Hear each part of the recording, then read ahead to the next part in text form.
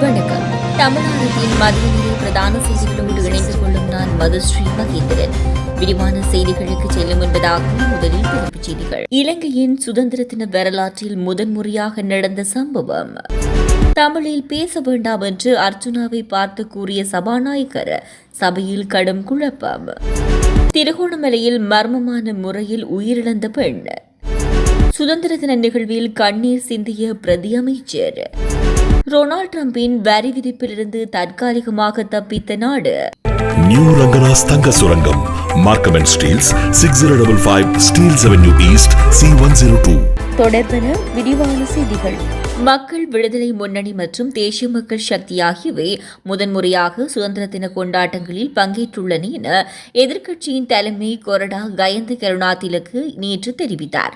JVP மற்றும் தேசிய மக்கள் சக்தியின் எம்பிக்கள் எதிர்க்கட்சியில் இருக்கும்போது ஒருபோதும் சுதந்திர தின கொண்டாட்டங்களில் பங்கேற்கவில்லை. அவர்கள் முதல் முறையாக இம்முறை சுதந்திர தின கொண்டாட்டங்களில் பங்கேற்றது போல் தெரிகிறது என்று அவர் தெரிவித்தார். சுதந்திர தின விழாவில் ஏராளமான எதிர்க்கட்சி எம்பிக்கள் பங்கேற்றனர். எதிர்க்கட்சித் தலைவர் சஜித் பிரேமதாச, எதிர்க்கட்சி பிரதமர் கொறடா கயந்த கருணாதிலக்கு, நாடாளுமன்ற உறுப்பினர்களான ஹர்ஷ டி சில்வா, சமீந்திரனி கிரியல், வி ராதாகிருஷ்ணன், ரவி கருணாநாயக்க உள்ளிட்ட எதிர்க்கட்சி உறுப்பினர்கள் கலந்து கொண்டனர். எங்கள் கடமை என்பதால் தான் தேசிய தின கொண்டாட்டங்களில் பங்கேற்க நாங்கள் எப்போதும் தவற மாட்டோம் என்று எதிர்க்கட்சியின் பிரதமர் கொறடா கயந்த கருணாதிலக்கு கொழும்பு ஊடகம் ஒன்றுக்கு தெரிவித்தார். அனுராதபுரம் பகுதியில் வைத்து திட்டமிட்ட வகையிலே என்னை போக்குவரத்து போலீசார் மறைத்தார்கள் என்று நாடாளுமன்ற உறுப்பினர் ராமநாதன் அர்ஜுனா தெரிவித்துள்ளார். நாடாளுமன்றத்தில் இன்றைய தினம் இடம்பெற்ற அமர்வில் கலந்து கொண்டு கருத்து தெரிவிக்கும் போதே அவர் மேற்கண்டவாறு குறிப்பிட்டார். மேலும் கடந்த மாதம் 21ஆம் தேதி இடம்பெறவிருந்த நாடாளுமன்ற அமர்வில் கலந்து கொள்வதற்காக வந்து கொண்டிருந்த போதே இவ்வாறு போலீசார் மறைத்து விசாரணை நடத்தினர். எனது வாகனத்தில் VIP விளக்குகள் போடப்பட்டிருப்பதாக தெரிவித்து அவர்கள் என்னை மறைத்தார்கள் என்று நாடாளுமன்ற உறுப்பினர் அர்ஜுனா இதன்போது சுட்டிக்காட்டினார்.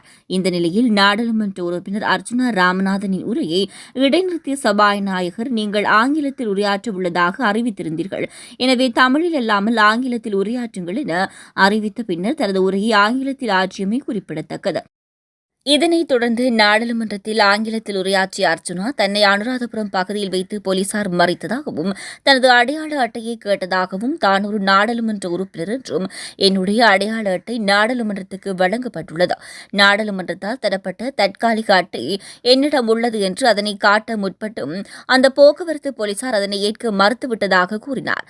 இதனை அடுத்து குறுக்கிட்ட சபாநாயகர் அர்ச்சுனா எம்பியை பார்த்து, உங்களுடைய அடையாள அட்டை நாடாளுமன்ற அலுவலகத்தினால் விடுவிக்கப்பட்டுள்ளது, அதனை நீங்கள் தான் பெற்றுக்கொள்ள தவறியுள்ளீர்கள் என சுட்டிக்காட்டினார். அடுத்து மீண்டும் உரையாற்ற ஆரம்பித்த நாடாளுமன்ற உறுப்பினர் அர்ச்சுனா, தான் அனுராதபுரத்தில் வைத்து இடமறிக்கப்பட்ட பின்னர் தனக்கும் போலீசாருக்கும் இடையில் நடந்த உரையாடலை போலீசார் பதிவு செய்து அதனை ஊடகங்களில் வெளியிட்டதாகவும், போலீசார் இந்த செயல் வெட்கப்பட வேண்டிய ஒன்றுமென்றும் அவர் குறிப்பிட்டுள்ளார். மேலும் தான் ஒரு நாடாளுமன்ற உறுப்பினர் என்ற காரணத்தினால் இவ்வாறு போலீசார் பதிவு செய்து ஊடகங்களில் வெளியிட்டதாகவும் கூறினார். மேலும் இந்த நாடாளுமன்றம் மற்றும் சபாநாயகர் உள்ளிட்டோர் இது தொடர்பில் வெட்கப்பட வேண்டும் என்றும் சபையில் மீண்டும் மீண்டும் சத்தமாக தெரிவித்தார் நாடாளுமன்ற உறுப்பினர் அர்ச்சுனா.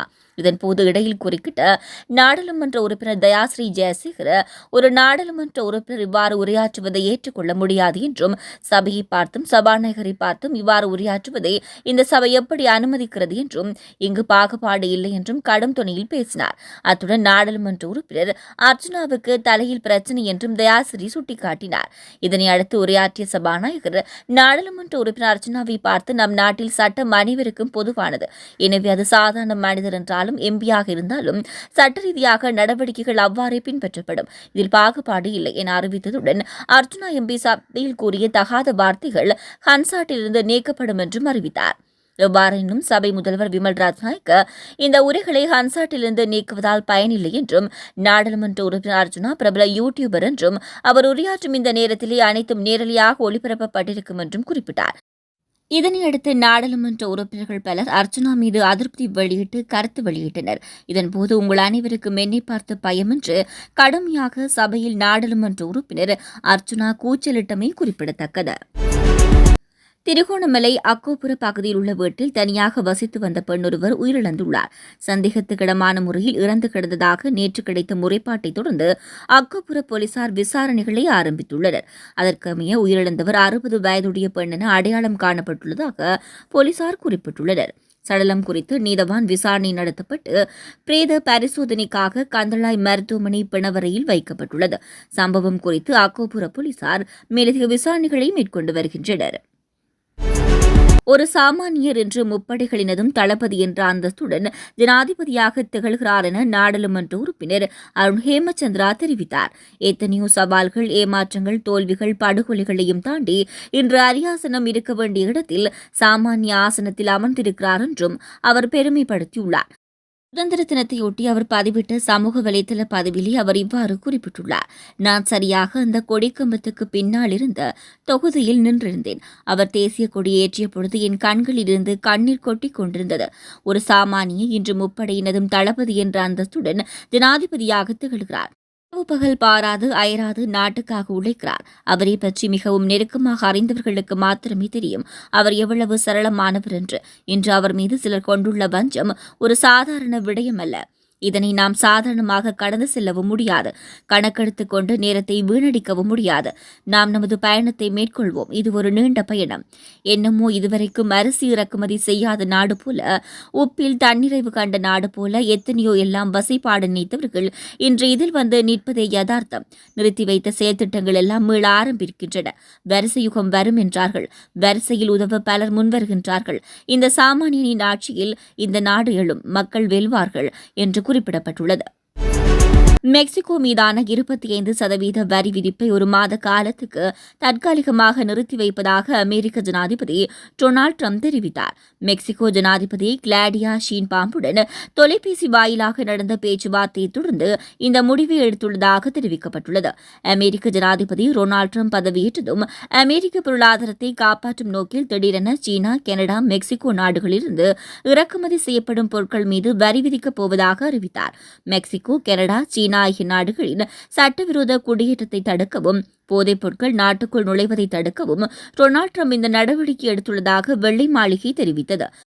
மெக்சிகோவும் கனடாவும் புலம்பெயர்வு மற்றும் ஃபென்டனில் கடத்தலுக்கு எதிராக கடுமையான நடவடிக்கை எடுக்கும் வரை இந்த நடவடிக்கை தொடரும் என்று டொனால்டு ட்ரம்ப் தெரிவித்தார்.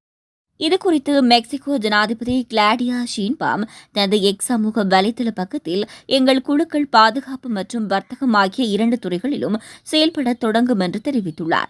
இதேவேளை கனடா மற்றும் சீனா ஆகிய நாடுகள் டொனால்டு ட்ரம்பின் வரி விதிப்புக்கு எதிராக தங்களது கடுமையான எச்சரிக்கையை தெரிவித்துள்ளமை குறிப்பிடத்தக்கது.